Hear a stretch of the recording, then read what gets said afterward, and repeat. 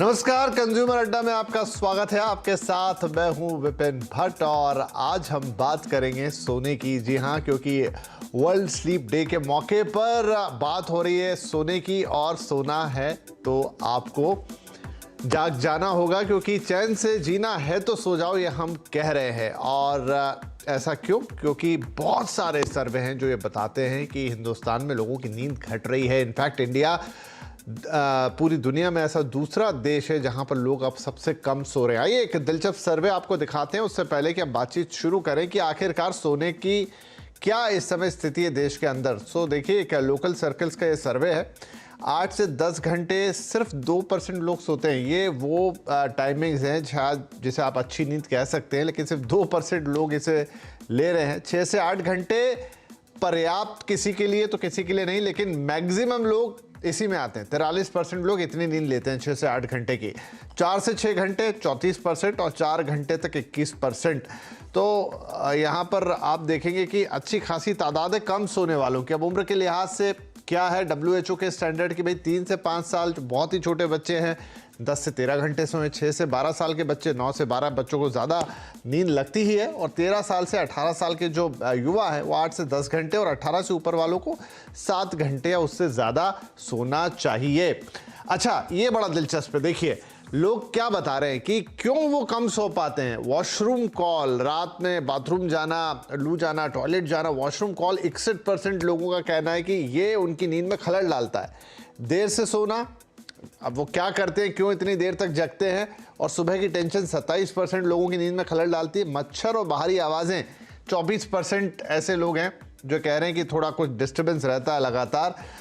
खराब सेहत और बीमारी, 20% लोग ऐसे हैं। अच्छा, हमें लगता है कि मोबाइल कॉल, मैसेज, ये ज़्यादा परसेंटेज होना चाहिए, लेकिन इस सर्कल या तो लोग सही बता नहीं रहे हैं क्या करते हैं देर तक, और 14% ही सिर्फ उसमें आ रहे हैं जो कह रहे हैं कि मोबाइल कॉल है या मैसेज है, इनफैक्ट वो मोबाइल देख रहे हैं। बच्चे और पार्टनर, मतलब या तो आपका पार्टनर या फिर बच्चे, उनसे आप बातचीट में उलझे हैं या जो भी है, वो आपको सोने नहीं दे रहे। ये सबसे कम है हालांकि दोनों की संख्या। अच्छा, जनरेशन वाइज ये भी एक डिस्टिंक्शन है। जनरेशन Z जो है वो 7.5 घंटे सो रही है। मिलेनियल्स करीब ये भी 7.5 घंटे से थोड़ा कम सोते हैं। बेबी बूमर्स जो कि इनमें सबसे उम्रदराज हो, करीब 7 घंटे सो रहे हैं। तो ये भी एक इंटरेस्टिंग फैक्ट है। लेकिन कुल मिलाकर नींद हमारे लिए बहुत इंपॉर्टेंट है, और अगर ये कम हो रही है तो इसका कारण भी हमें जानना चाहिए। और कम होती नींद से फिर नुकसान क्या है और इसे कैसे आप बैलेंस कर सकते हैं? क्या घंटे ही डिफाइन करेंगे कि आपकी नींद अच्छी है या खराब है? ये सारे सवाल हैं। तो चलिए शुरुआत करते हैं। हमारे साथ तो कुछ खास मेहमान हैं। Sir H.N.. Reliance foundation hospital के पल्मोनोलॉजिस्ट और स्लीप डिसऑर्डर स्पेशलिस्ट डॉक्टर पूरन पारिक साहब, यशोदा सुपर स्पेशलिटी हॉस्पिटल के स्लीप मेडिसिन स्पेशलिस्ट डॉक्टर के पांडे, और ग्लोबल होलिस्टिक हेल्थ गुरु डॉक्टर मिकी मेहता। आप सभी का बहुत बहुत स्वागत है।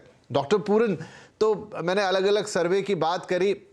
हिंदुस्तान, जैसा हमने कहा कि एक सर्वे के मुताबिक दुनिया में अब दूसरे नंबर पर आ गया जहां लोग सबसे ज़्यादा कम सो रहे हैं। कम तो हम सो रहे हैं, लेकिन क्या इसका हमारी प्रोडक्टिविटी पर, हमारी हेल्थ पर और ओवरऑल जो हमारी फिजिकल वेलबींग है उस पर बड़ा इम्पैक्ट पड़ता है? Yes, definitely. जैसे कि number of hours of sleep कम होते हैं, वैसे ही डे टाइम अलर्टनेस कम होती है, डे टाइम प्रोडक्टिविटी भी कम होती है।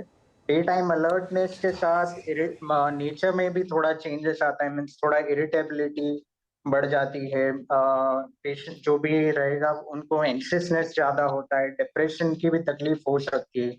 ये तो सिर्फ साइकोलॉजिकल से पॉइंट ऑफ व्यू से है। अदरवाइज समझो ओवरऑल हेल्थ में हार्ट अटैक के केसेस बढ़ जाते हैं, hypertension, diabetes, obesity, early ageing, ये सब भी काफी अलग अलग इश्यू, हेल्थ इश्यू है जो कम सोने की वजह से हो सकती है। जी, डॉक्टर पांडे, आपका इस पर क्या राय है? बिल्कुल।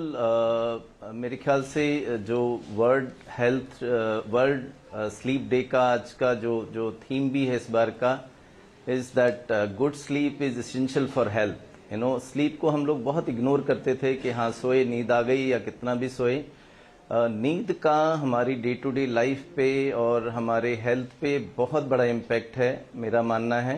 जैसे डॉक्टर साहब ने बताया कि एक जनरल इरिटेबिलिटी, एक कॉग्निटिव इम्पेयरमेंट, स्कूल के बच्चों में फोकस, कंसंट्रेशन की कमी, और यदि ये जो स्लीप डिप्राइवेशन ज्यादा है तो they are multiple medical issues, psychological issues इससे पैदा हो रहे हैं, हम जो डे टू डे अपनी प्रैक्टिस में देख रहे हैं।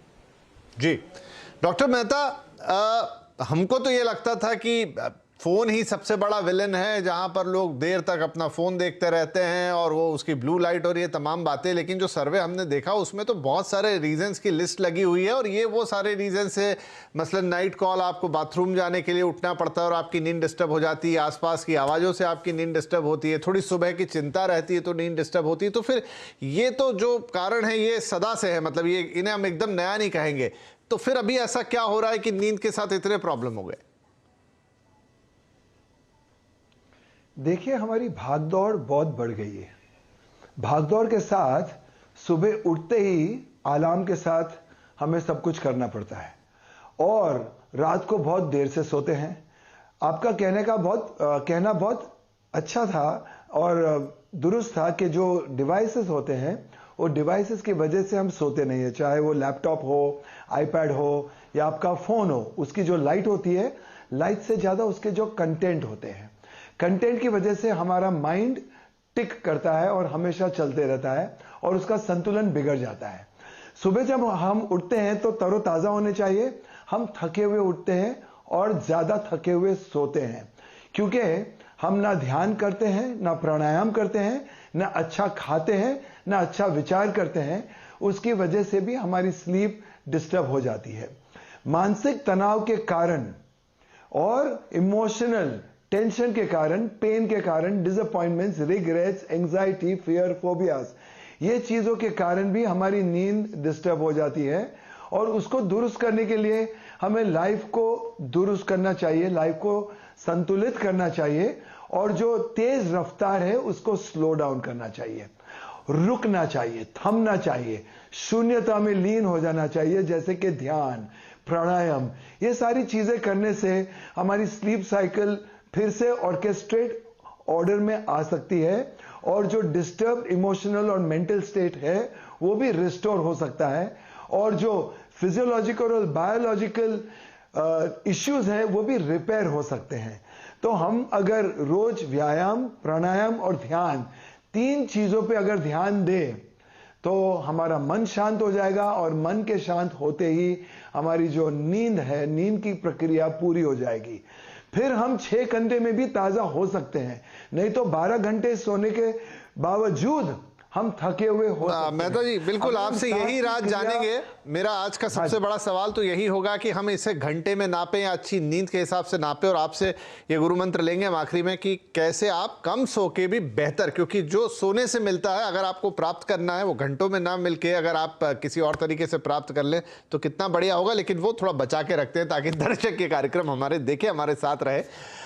डॉक्टर पूरन, मुझे बताइए, अब जैसे मिकी साहब कह रहे हैं कि हम ये योग करें, प्राणायाम करें, ध्यान करें, अब ये ठीक है हम करेंगे और इससे हमें इंप्रूवमेंट मिलेगी, लेकिन अगेन वही सवाल मैं पूछना चाहूंगा कि पहले तो ये सब लोग नहीं करते थे, लेकिन तब तो किसी की स्लीपिंग डिसऑर्डर की हम बातें नहीं सुना करते थे।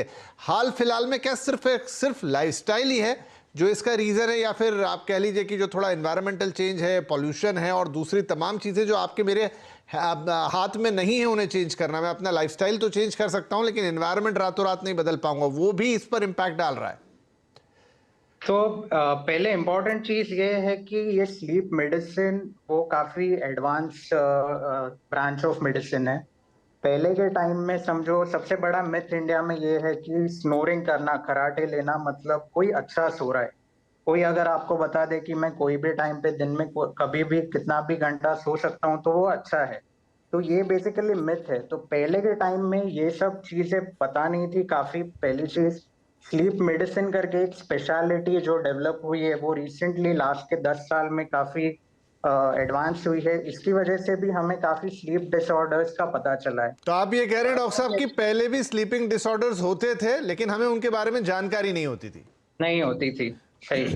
क्योंकि काफी रिसेंट स्टडीज भी आई है। समझो ग्रोथ हार्मोन सिक्रीशन है, तो वो जब हमारी सबसे डीप स्लीप मतलब स्टेज 3 स्लीप रहती है वहां पे सिक्रीशन होता है, तो वही ग्रोथ हार्मोन सिक्रीशन से वेट लॉस होता है और मसल बिल्डअप होते हैं। वो anti ageing sort of growth hormone काम करता है, जिसको आंख के नीचे डार्क सर्कल्स आते हैं, जिसको जल्दी व्रिंकल्स होते हैं, वो भी एक ग्रोथ हार्मोन डेफिशिएंसी की वजह से होता है। तो ये मल्टीपल चीज है, समझो हाइपरटेंशन है तो पहले hypertension, sleep, diabetes, sleep, stroke, heart attack और स्लीप, ये सब का किसी को रिलेशन भी मेडिकली भी इतना अवेयरनेस नहीं था।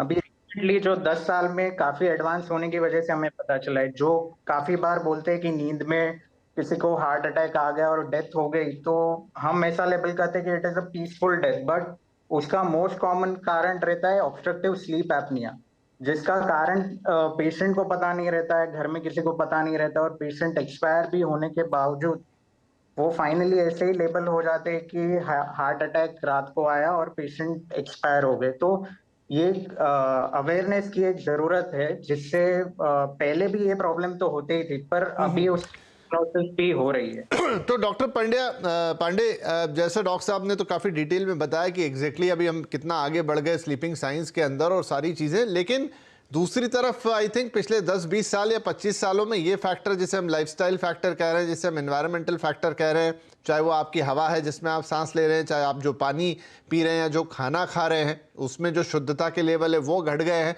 और प्लस आपकी अपनी लाइफ भी अब बहुत हैक्टिक हो चली है। क्या इसने भी इस समस्या को और बढ़ाया? और ऊपर से आजकल हम सारे लोग ट्रैकिंग डिवाइस पहनते हैं, तो नींद का शायद डेटा ज़्यादा इकट्ठा हो रहा है। जी जी जी, डॉक्टर पूरन ने बहुत अच्छे से ये चीज़ बताई।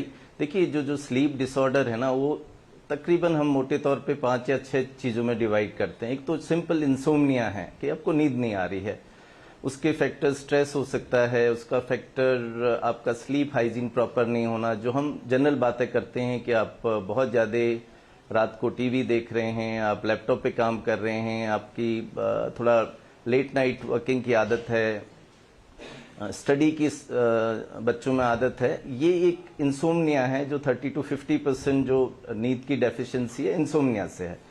दूसरी डिजीज हम कहते हैं स्लीप डिसऑर्डर ब्रीदिंग, रात को खराटे लेने की, जैसे डॉक्टर साहब ने बताया, उसमें obstructive sleep apnoea, central sleep apnoea, जिसमें जब आप सो रहे हैं, इसके पीछे डेफिनेटली खान पान, ओबेसिटी का बहुत बड़ा रोल है। यदि आप ओबीज हैं और आप रात को स्नोर कर रहे हैं, रात को आपकी नींद खुल जाती है, वो भले यूरिन के लिए जाना पड़ता है, प्यास की वजह से जाना पड़ता है, आप डायबिटिक हाइपरटेंसिव हैं और डे टाइम में आपको स्लीपीनेस रहती है, तो वो एक कैटेगरी है जिसको हम स्लीप डिसऑर्डर ब्रीदिंग करते हैं।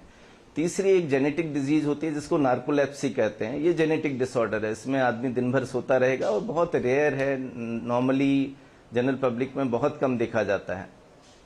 चौथी जो टाइप है वो एक रेस्टलेस लेग सिंड्रोम कहते हैं। ये भी डिजीज है जिसमें आदमी अनइंटेंशनली पैर हिलाता रहता है, रात को सोते समय भी, जगह में भी, उससे उसकी नींद डिस्टर्बेंस होती है। और जो लेटेस्ट आजकल डिजीज आ रही हैं वो सर्कैडियन रिदम डिसऑर्डर कहते हैं, जो हम अभी बात कर रहे हैं कि जिस तरह का वर्क एनवायरनमेंट है, शिफ्ट ड्यूटीज हैं लोगों की, आप रात को काम कर रहे हैं और डे टाइम में आप सो रहे हैं, तो इससे आपका सर्कैडियन रिदम खराब हो जाता है, क्योंकि जो बायोलॉजिकल क्लॉक है वो कहती है कि उजाला होने पे आप जगिए और अंधेरे होने पे आप सोइए, वो आपका कॉन्ट्रास्ट हो जाता है।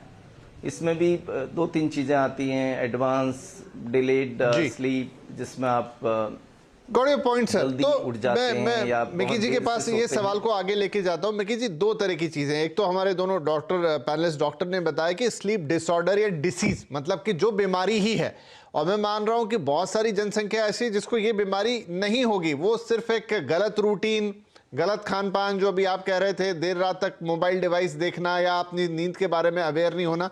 क्या दोनों कैटेगरीज के लोग, मतलब एक को तो हम कह देंगे कि भाई आप टाइम पे सोएं, मोबाइल रख दें, लेकिन जिन्हें बीमारियां भी हैं इस तरीके की जो डॉक्टर साहब ने अभी गिनाई, उन लोगों को भी आप जो अभी तरीके बता रहे थे उनसे फायदा हो सकता है?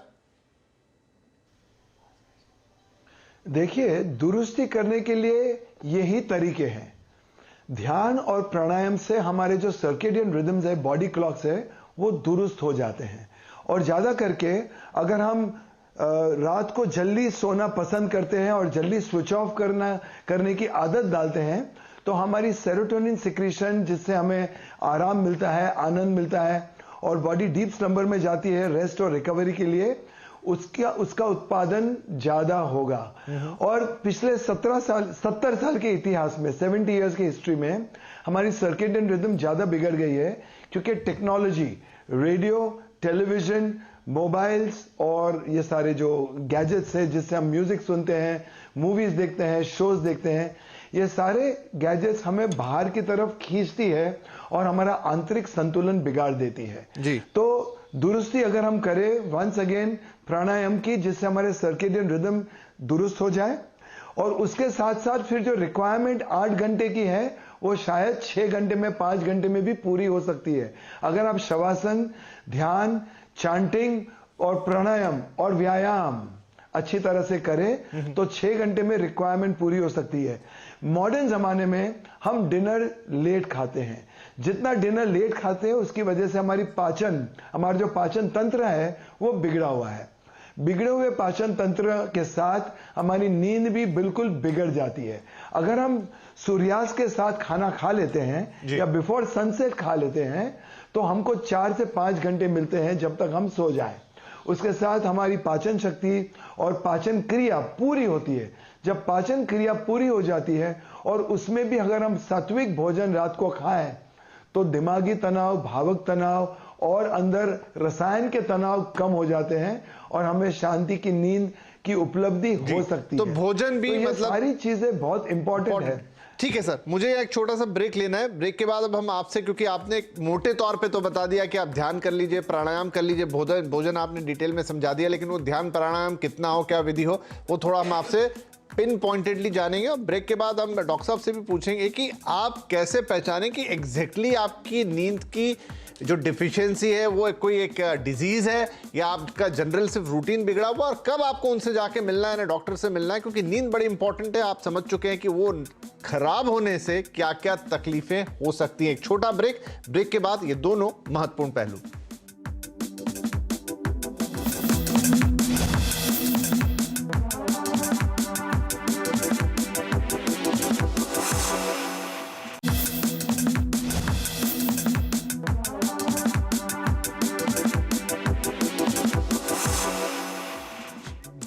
Welcome back. तो चैन से जीना है तो सो जाइए, ये बात हम कह रहे हैं वर्ल्ड स्लीप डे के मौके पर, जहां पर आपके लिए सोने का महत्व हम बता रहे हैं। डॉक्टर पूरन, जैसा अब ये तो क्लियर है कि कुछ लोगों को वो एक डिजीज के तौर पर है, एक हेल्थ प्रॉब्लम के तौर पर है, और बहुत सारे लोगों को उन्होंने अपनी लाइफस्टाइल थोड़ी गड़बड़ कर ली है।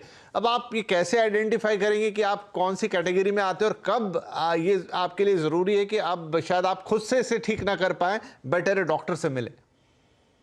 तो जैसे कि स्लीप डिसऑर्डर में around 84 different types of sleep disorders है। तो मैं बेसिक जो मोस्ट कॉमनली होते हैं, ऑब्स्ट्रक्टिव स्लीप एपनिया है, पीरियोडिक लिम्ब मूवमेंट डिसऑर्डर है, इंसोम्निया, उसके बारे में थोड़ा बताना चाहता हूँ। तो जिसको एक्सेसिव दिन में ज्यादा नींद आना, सुबह पूरा 6 से 8 घंटे नींद कंप्लीट करने के बाद भी सुबह फ्रेश नहीं लगता है, दिन भर इरिटेबिलिटी रहता है, अलर्टनेस कम रहता है, रात के टाइम में काफी स्नोरिंग होता है, चोकिंग सेंसेशन से बार बार उठ जाते हैं, या तो बार बार वॉशरूम जाना पड़ रहा है। तो ये जो भी जिसको भी ये सब सिम्टम्स है, इसके साथ में समझो किसी के 3 या ज्यादा एंटी हाइपरटेंसिव मेडिसिन चालू है, अनकंट्रोल डायबिटीज है, जबकि सब मेडिसिन और डाइट वो सब पे कंट्रोल करने के बावजूद, या तो फिर कंटिन्यूअस वेट गेन हो रहा है, जब पेशेंट बराबर उतना कैलोरीज इनटेक नहीं हो रहा है फिर भी वेट गेन परसिस्टेंट हो रहा है। तो ये सब सिम्टम्स ओवरऑल है स्लीप एपनिया के बेसिकली। इसके साथ काफी पोस्ट प्रेगनेंसी फीमेल्स और इंडियन फीमेल्स में देखा गया है कि उनको अनीमिया की वजह से पीरियोडिक लिम्ब मूवमेंट डिसऑर्डर होता है, मतलब शाम के टाइम पे उनको स्पेसिफिकली पैर का दर्द होता है। तो ये सिम्टम इतना वेग है, इसका और स्लीप से रिलेटेड डायरेक्ट कोई कनेक्शन नहीं है, पर ये पीरियोडिक लिम्ब मूवमेंट डिसऑर्डर होने की वजह से पेशेंट रात को सो नहीं पाते। तो आप ये कह रहे हैं कि ये सब अगर सिम्टम आपको दिख रहे हैं तो देन आपको डॉक्टर को कांटेक्ट कर लेना चाहिए। ये शायद आपके लेवल पे आप थोड़ा रूटीन वगैरह सुधार लेंगे, थोड़ा बहुत फायदा होगा, लेकिन शायद एक मेडिकल कंडीशन है जो डॉक्टर ही बेहतर आपको समझा पाएंगे और फिर उसका इलाज हो सकता है। एट लास्ट मिकी मेहता साहब, अब आपने कहा प्राणायाम, योग, ध्यान, अब वो काफ़ी होलिस्टिक चीज़ है, बहुत बड़ी चीज़ है, लेकिन कोई ऐसा सरल सा नुस्खा जिसे हर कोई अपना सके, छोटे समय में हो जाए और आपकी नींद भी अच्छी हो?